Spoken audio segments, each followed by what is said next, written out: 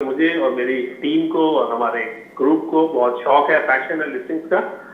हमने जब पिछले 2-2.5 साल पहले फैसला किया था कि हम चलो लिस्टिंग पे थोड़ा सा अगर कम भी करें अपना थ्रॉटल, तो हमने राइट इश्यूज बहुत सारे किए। आपने नोट किया होगा, हमने अपने क्लाइंट्स को कहा कि थोड़ा स्केल अप करें। बिल्कुल सही। और जो हमारे एग्जिस्टिंग क्लाइंट्स थे, लिस्टेड थे, हमने उनको एक business sense the and almost everybody home B approach for right issue accepted, और उन्होंने अच्छे अच्छे तगड़े और हैवी राइट इशू किए, हमने अंडरराइट किए और काफी बड़ी लार्ज अमाउंट में लिस्टिंग्स हम लोग 3-4 ला रहे हैं जी इंशाल्लाह। अल्लाह हैज बीन काइंड कि हमारी मेरी टीम की ख्वाहिश थी कि जो जैम बोर्ड है हमारा, क्या उस पर पहली कंपनी हम लेके आए। और अब लग रहा है कि अल्लाह ने वो हमारी दुआ सुन ली। Also it has taken us and the market time for the first company.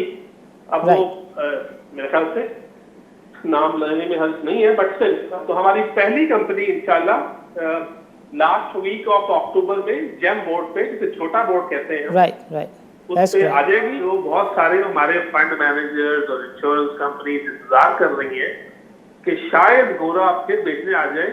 उनको ये ख्याल करना चाहिए कि जो वो बेचने आएगा, वो अगर एक कंपनी है किसी सेक्टर में, नाम लिए बगैर हम बात करें, उसकी 20 साल से कभी जीरो नहीं किया उसने, वो अपनी क्वांटिटी को थोड़ा सा ऑल्टर करके अप एंड डाउन करता रहता है। चाहे वो कंपनी या पाकिस्तान चला जाए इमर्जिंग में या फ्रंटियर में, उसको वो जीरो करके या उसको शॉर्ट करके नहीं चला जाएगा। बिल्कुल सही।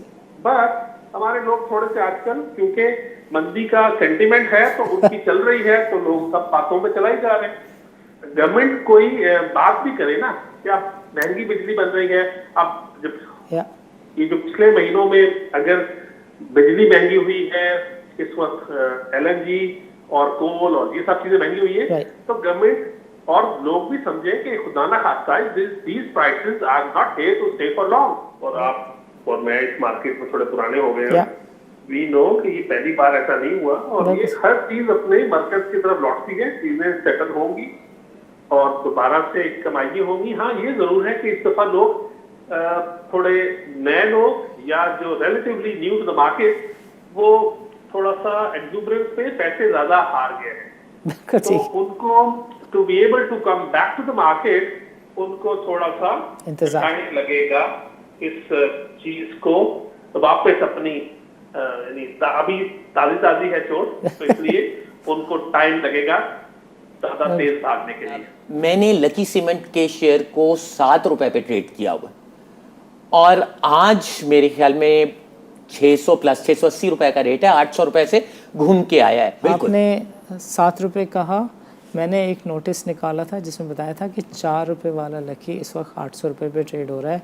तो मुल्क का प्राइम मिनिस्टर जो है वो next day came to the capital market और उसने कहा कि जी मेरा भी कुछ इसमें हिस्सा बनता है, मैंने भी मुल्क के लिए काम किया, मैंने भी कैपिटल मार्केट के लिए काम किया है। तो मेरा ये ख्याल है कि फूड सेक्टर, टेक्नोलॉजी और सीमेंट, इसमें देयर आर मोर चांसेस कि आपकी रिकवरी ज्यादा स्ट्रांग और ज्यादा जल्दी हो। ओके।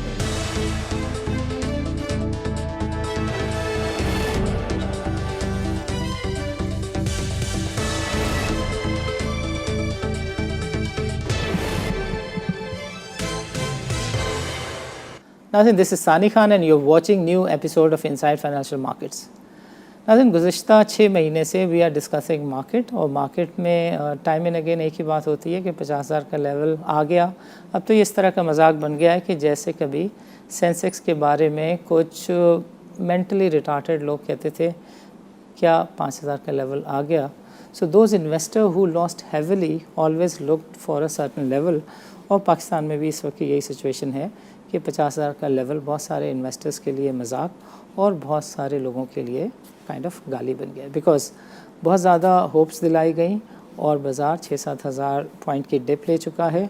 लेकिन ये वाली बात नहीं छोड़ी गई कि बाज़ार ने 50,000 का लेवल क्रॉस करना है, और इसी बात के ऊपर बहुत सारे इन्वेस्टर्स को बहुत कुछ लूज़ करना पड़ गया। खैर, coming to our today's topic and the objective of today's programme, that is Pakistan में कैपिटल मार्केट डेवलप क्यों नहीं हो रही। हमने कोई 4 से 6 माह कबल जो है IFMP के जो सरबराह हैं उनसे बातचीत की थी, और one of the things that we keep coming up and that we keep discussing is कि पाकिस्तान की जो कैपिटल मार्केट है इसकी लॉन्ग टर्म और सस्टेन डेवलपमेंट के लिए कौन कौन सी चीज़ें जिनको ठीक करना ज़रूरी है। रेगुलेटरी साइड पे वी ऑलवेज पॉइंटेड आउट कि लिस्टिंग और डी लिस्टिंग के मसाइल हैं। सो लिस्टिंग में तो वी सॉ कि जो प्राइस है उसकी डिटर्मिनेशन के लिए ट्रांसपेरेंसी आ गई, लेकिन जो इंडिविजुअल शेयर होल्डर्स हैं उनको स्ट्राइक प्राइस पे शेयर देने वाली जो रिकमेंडेशन है, जो कि शाहिद साहब ने भी कहा था कि 1992-1993 में एक साल में 400 कंपनीज लिस्ट हुई। आखिर वो कौन सी चीज़ें जिस दौर में होती थी और आज नहीं होती, तो फ़र्क एक ही नज़र आया कि एक आम शख्स को कैपिटल मार्केट तक रसाई थी। उसकी एक लेटेस्ट एग्जांपल अभी भी हमने देखी कि ऑक्टोपस में 11,500 लोगों ने पार्टिसिपेट किया सिर्फ 500 शेयर्स के लिए, बिकॉज उसमें पहले दिन पोटेंशियल नज़र आ रहा था। उसकी स्ट्राइक प्राइस में और जो बाज़ार में ऑफ मार्केट में सौदे हो रहे हैं उसमें डबल से ज़्यादा का फ़र्क है। यानी आज भी जो है वो 72-73 रुपीज़ पर ट्रेड हो रहा है, बल्कि because of the circuit breakers people are saying कि ये नहीं होता तो शायद इसमें और ज़्यादा तेज़ी से ट्रेडिंग हो रही होती। 7.5% के ऊपर जो है वो हमने सर्किट ब्रेकर्स को लॉक किया हुआ है, और कई महीनों से 7.5% को जो 10% तक इन्हेंस करना है वो वाली चीज़ को भी हमने होल्ड ऑन किया हुआ है। सो डी लिस्टिंग के लिए टाइम एंड अगेन ये चीज़ ऑन रिकॉर्ड है कि, और SEC के एक पुराने कमिश्नर ने भी कहा, पॉलिसी के बोर्ड के 2-4 मेंबरान हैं वो भी समझते हैं कि जिस तरीके से लिस्टिंग के लिए प्रोसेस ऑटोमेटेड तरीके से ट्रांसपेरेंट मैनर में आती है, दैट एवरीबडी उसके अंदर अपना इंटरेस्ट रजिस्टर करता है और ट्रांसपेरेंट तरीके से market forces determine the listing price. D listing prices में भी जो है उसकी तयन में भी जो है वो स्टेक होल्डर्स, ऐसे स्टेक होल्डर्स जिनका कॉन्फ्लिक्ट है, उनकी कमेटी को ये फैसला नहीं करना चाहिए कि बायबैक प्राइस क्या होगी। इसकी प्राइस भी का तयन भी जो है वो ऑटोमेटेड तरीके से, ट्रांसपेरेंट तरीके से थ्रू द मार्केट फोर्सेस होना चाहिए। आई थिंक प्रोग्राम के इस सेगमेंट में हमारे साथ मौजूद हैं Farid Alam. He happens to be the CEO of the AKD securities. Farid साहब, welcome to the show and अस्सलाम वालेकुम। वालेकुम अस्सलाम और thank you very much. Great. Farid साहब, बाज़ार के बारे में there are lot of things in the market. Some people say कि बाज़ार बॉटम आउट हो गई है, सम पीपल से कि बाज़ार को एनी डे चलना चाहिए, एंड सम पीपल से कि बाज़ार को इस बुरी तरीके से गिरना नहीं चाहिए था। There are number of views जो कि बाज़ार में यूजुअली होते हैं, र्यूमर्स की भी शक्ल में। कुछ लोग कह रहे हैं कि जो आर्मी की में चेंजेस हुई हैं उससे बाज़ार में एक्सपेक्ट किया जा सकता है कि चीज़ें लोगों को लॉन्ग टर्म में स्टेबल नज़र आएँ। There are talks about certain sectors specially oil, and there are certain views about के as to what is happen vis a vis ये जब नवंबर में हमारे डाउनग्रेडिंग हो जाएगी टू द फ्रंटियर मार्केट, तो ये सारी चीज़ें टेपर इन हो चुकी हैं या आस्ते आस्ते इनकॉर्पोरेट होना अभी बाकी है फरीद साहब? देखिए, मैं इस चीज का आंसर दो तरह से देता हूँ। ओके। एक तो ये है कि आपने बात की तो मुझे याद आ गया कि हमारे अकाउंट में था रेक्टिफिकेशन ऑफ एरर। राइट। उसमें होता था कि क्या करना था, यानी क्या अकाउंटिंग एंट्री आपने डालनी थी, क्या आपने एंट्री डाल दी। ओके। तो और फिर हम कहते थे कि अब क्या करें। बिल्कुल सही। तो ये जो मार्केट की कंडीशन पिछले 1-2 महीने से है, उसके अंदर दो लोगों को मैंने और आपने एजुकेट करना है या उनको अपडेट करना है, इन्फॉर्म करना है। बिल्कुल ठीक। It is not only the investor class which needs an education and patience and everything that we have been talking about. आप भी माशाल्लाह इतने पुराने हैं इस काम में और प्रोग्राम्स करते रहते हैं। गवर्नमेंट का भी थोड़ा सा एक रोल है टू प्ले। यस। तो देखिए, जब दुनिया में इन्फ्लेशन हो रही है और इसके अंदर कमोडिटी प्राइसेस हम देख रहे हैं कहां से कहां जा रही है, तो वी अंडरस्टैंड कि आप पॉलिटिकल नॉइज को ज्यादा बर्दाश्त नहीं कर सकते, बट स्टिल ये जो आप फ्री मार्केट के अंदर ज्यादा देर तक इंटरफेरेंस करते रहेंगे तो it is only going to hurt the business and businessman का जो सेंटीमेंट है। राइट। और उसका लॉन्ग टर्म व्यू जो है। राइट। देखिए, आप सबको समझ आ रहा है कि कोयला प्राइस, कोयले की कहां से कहां गई, एलएनजी की प्राइसेस बढ़ गई, राइट क्रूड ऑयल की बढ़ गई, एडिबल ऑयल की बढ़ गई।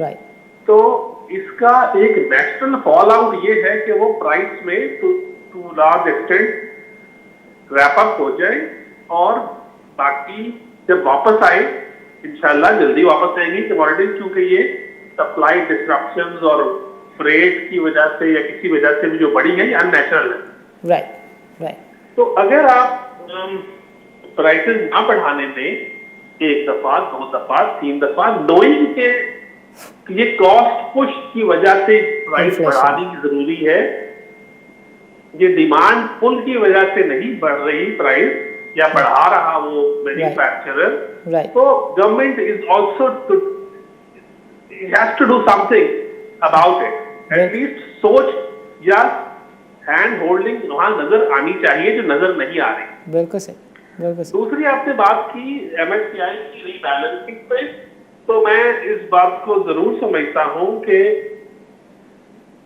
अगर तो हमारे मार्केट में गोरे की इन्वेस्टमेंट काफी ज्यादा साइजेबल होती, जो यस्टर ईयर्स में होती थी, तो ये रीबैलेंसिंग का जो बहुत सारे हमारे फंड मैनेजर्स और इंश्योरेंस कंपनीज इंतजार कर रही है कि शायद गोरा फिर बेचने आ जाए, उनको ये ख्याल करना चाहिए कि जो वो बेचने आएगा, वो अगर एक कंपनी है किसी सेक्टर में, नाम लिए बगैर हम बात करें, उसकी 20 साल से कभी जीरो नहीं किया उसने, Right. वो अपनी क्वांटिटी को थोड़ा सा ऑल्टर करके अप एंड डाउन करता रहता है, चाहे वो कंपनी या पाकिस्तान चला जाए इमर्जिंग में या फ्रंटियर में, उसको वो जीरो करके या उसको शॉर्ट करके नहीं चला जाएगा। बिल्कुल सही बट हमारे लोग थोड़े से आजकल, क्योंकि मंदी का सेंटीमेंट है तो उनकी चल रही है, तो लोग सब बातों पे चला ही जा रहे हैं।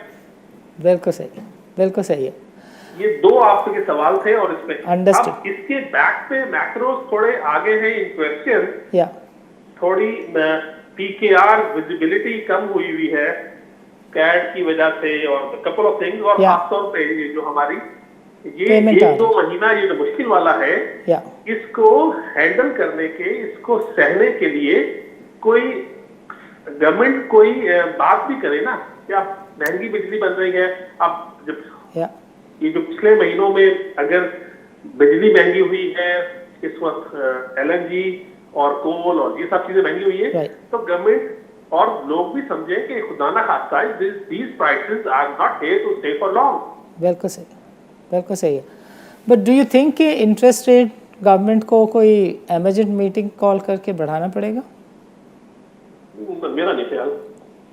ओके, एंड हाउ अबाउट ये सीपैक की जो पेमेंट है, जिसके लिए बाज़ार में बहुत सारे व्हाट्सएप चल रहे हैं कि 15 अक्टूबर को पेमेंट है और ये मसाइल हैं वो मसाइल हैं, यू थिंक कि काफ़ी सारी चीज़ें टेपर इन हो गई हैं और ये कोई long term long sustain phenomena नहीं है, ये prices can not sustain forever, and I agree with you कि ये ज़्यादा से ज़्यादा 10 दिन 15 दिन का फिनोमेना है, एंड देन यू थिंक कि मार्केट में चीज़ें बेहतर हो जाएंगी? जी, हमने यही देखा है, और आप और मैं इस मार्केट में थोड़े पुराने हो गए हैं, वी नो कि ये पहली बार ऐसा नहीं हुआ, और ये हर चीज अपने मरकज की तरफ लौटती है, चीजें सेटल होंगी और दोबारा से कमाई होंगी। हाँ, ये जरूर है कि इस दफा लोग थोड़े नए लोग या जो relatively new to the market, वो थोड़ा सा एक्सुबरेंस पे पैसे ज्यादा हार गए हैं, तो उनको to be able to come back to the market, उनको थोड़ा सा टाइम लगेगा इस चीज को वापस अपनी, अभी ताजी है चोट, तो इसलिए उनको टाइम लगेगा ज्यादा तेज भागने के लिए। बिल्कुल ठीक है, बिल्कुल। फरीद साहब, going forward, when do you think कि चीज़ें ठीक हो रही हैं, and what will be your recommendation if a new player who have just recently lost want to recoup with the losses? What type of sector should he look into? मेरे ख्याल से पाकिस्तान में cyclicals, starting from the cement sector, I would say कि हमारे सारे लोग आजकल जो इन्वेस्टर क्लास है वो काफी ज्यादा ग्लूड है to the social media, and वो उनको रिचर्ड बेक, कोल की प्राइसेस, स्पॉट और ये वो सारी आती है देखनी। और आज का सेंटिमेंट आप देखें कि कोल एक हाईएस्ट, मतलब बहुत एक हाईएस्ट प्लेटो पे जाके गिरा, तो सीमेंट सेक्टर में बाइंग आ गई। या तो आई थिंक जो कंस्ट्रक्शन का इफोरिया है, देखिए हमारी पाकिस्तान की कैपिटल मार्केट प्रेजेंट तो करती है इकोनॉमी को, हर चीज को, लेकिन उसके जो अंडर करेंट्स हैं वो खुदा न खासा चेंज नहीं हुए। ये सिर्फ मार्केट की valuation temporarily for reasons we have discuss, couple of them discuss, बाकी बहुत सारे और भी डिस्कशन है। राइट। तो मेरा ये ख्याल है कि फूड सेक्टर, टेक्नोलॉजी और सीमेंट, इसमें देयर आर मोर चांसेस कि आपकी रिकवरी ज्यादा स्ट्रॉन्ग और ज्यादा जल्दी हो। ओके ओके, फरीद साहब आखिर में ये ज़रूर बताएं कि almost every reasonably sizable player of the market has brought in his share to the capital market, i.e. नई लिस्टिंग में हर किसी ने अपना हिस्सा डाला है when AKD is about to play its part. अच्छा सवाल है आपका। देखिए हमने काफी सारी, और मुझे और मेरी टीम को और हमारे ग्रुप को बहुत शौक है फैशन एंड लिस्टिंग्स का। हमने जब पिछले 2-2.5 साल पहले फैसला किया था कि हम चलो लिस्टिंग पे थोड़ा सा अगर कम भी करें अपना थ्रॉटल, तो हमने राइट इश्यूज बहुत सारे किए। आपने नोट किया होगा, जी बिल्कुल, हमने अपने क्लाइंट्स को कहा कि थोड़ा स्केल अप करें, बिल्कुल सही। और जो हमारे एग्जिस्टिंग क्लाइंट्स थे, लिस्टेड थे, हमने उनको एक business sense the, and almost everybody home B approach for right issue accepted, और उन्होंने अच्छे अच्छे तगड़े और हैवी राइट इशू किए, हमने अंडरराइट किए, और काफी बड़ी लार्ज अमाउंट में लिस्टिंग्स हम लोग 3-4 ला रहे हैं जी इंशाल्लाह। अल्लाह हैज बीन काइंड कि हमारी मेरी टीम की ख्वाहिश थी कि जो जैम बोर्ड है हमारा, क्या उस पर पहली कंपनी हम लेके आए, Okay. और अब लग रहा है कि अल्लाह ने वो हमारी दुआ सुन ली। Also it has taken us and the market time for the first company. अब वो मेरे ख्याल से नाम लेने में हर्ज नहीं है, बट स्टिल तो हमारी पहली कंपनी इंशाल्लाह लास्ट वीक ऑफ अक्टूबर में जेम बोर्ड पे, जिसे छोटा बोर्ड कहते हैं, राइट उस पे आ जाएगी। और 2-3 हमारे पास मेगा किस्म के भी आईपीओस हैं जो कि जनवरी में पाइपलाइन है। सो कोई टेक्नोलॉजी सेक्टर में भी ला रहे हैं कंपनी, इनफैक्ट लाना चाहिए जी। टेक्नोलॉजी में हम लोग इस वक्त प्राइवेट इक्विटी से उनको first round of cash call दे रहे हैं। ओके थोड़ा सा वो अपने बाल और पर निकाल लें, बड़े हो जाए, फ्लाइट के काबिल हो जाए, फिर लेके आए। Okay great. फरीद आलम साहब, आपका प्रोग्राम के लिए वक्त निकालने का बहुत बहुत शुक्रिया। नाज़रीन, आज के प्रोग्राम में शरीक गुफ्तगू रहे मुदस्सिर, जो कि IFMP के सरबराह हैं, और वो कैपिटल मार्केट में एजुकेशन और कैपिटल मार्केट की डेवलपमेंट के लिए भी काफ़ी कुछ कर रहे हैं। एंड इनफैक्ट जमा पूंजी का इनिशिएटिव जो कि बंद कर दिया गया था, अब दोबारा से IFMB को दे दिया गया है। दूसरे सेगमेंट में हमारे साथ शरीक गुफ्तगू रहे फरीद आलम। उन्होंने बाज़ार के ऊपर अपने ख़यालात का इज़हार किया। What he pointed out was this कि कुछ थोड़ा सा ओवर रिएक्शन था बाज़ार में, करेक्शन और एरर को जो है वो मिसअंडरस्टैंड किया गया, और अब लग रहा है कि चीज़ें सॉर्ट आउट होने जा रही हैं, because it is quite understandable कि मार्केट में जो जिन कमोडिटी की प्राइसेस की वजह से ह्यू एंड क्राई है, ये लेवल कभी भी कमोडिटी के, कोल के और दूसरी कमोडिटीज़ के, they can not sustain for ever. In fact what he tried saying और कंसीडिंग वाज कि ये हफ्ते 1.5 हफ्ते से ज़्यादा की कहानी नहीं है, बट मैक्रो लेवल पर करंट अकाउंट डेफिसिट और बाकी रीपेमेंट के जो इश्यूज़ हैं, उसको ही ऑल्सो थॉट कि वो इतने ज़्यादा शायद बड़े हैं नहीं जितना बड़ा लोग मंदी बेचने के चक्कर में उनको इन्फ्लेट कर रहे हैं। At the end of the day, the good news that he came up with was के जेम बोर्ड पे कोई ना कोई कंपनी अक्टूबर के एंड में आने जा रही है। So hats off to them, good luck to PSX। नाज़रीन, इसी तरह के डिस्कशंस जो हैं आइंदा प्रोग्राम्स में भी हम जारी रखेंगे। इजाज़त दीजिए, अल्लाह हाफ़िज़।